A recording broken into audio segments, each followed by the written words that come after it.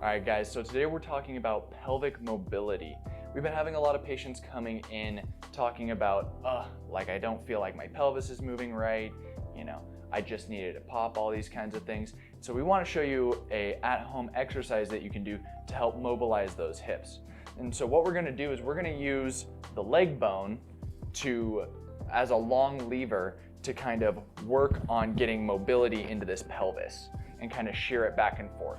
So it's kind of a three-part exercise. So what we're going to do is we're going to get down on the ground, and from here on my back, getting into a nice organized position. Glutes are fired, ribs are down, core is activated. My legs are going to be in a 90-90 position.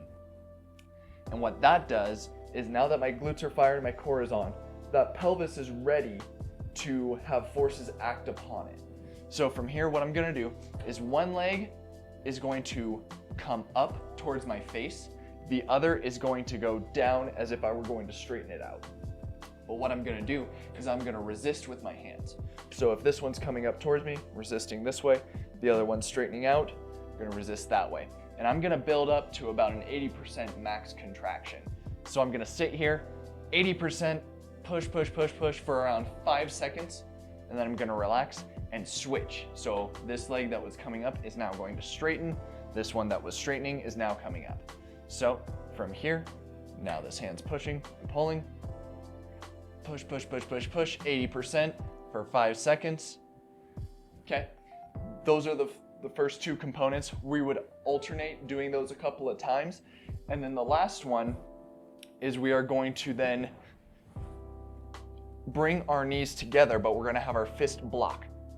And what that will do is that will reset the pelvis. So the first couple of times, right, we're shearing back and forth to get motion into that joint. And then the last one where we're squeezing our legs together, that applies a distraction force to the center joint in between your hips and allows for more motion there. So try that at home. If you experience any increase in back pain or radicular symptoms, if you have any sciatica stuff, go ahead and stop and make sure you come and talk to your healthcare provider, your physio, whoever is managing your musculoskeletal needs. All right, guys, that was how to mobilize the pelvis.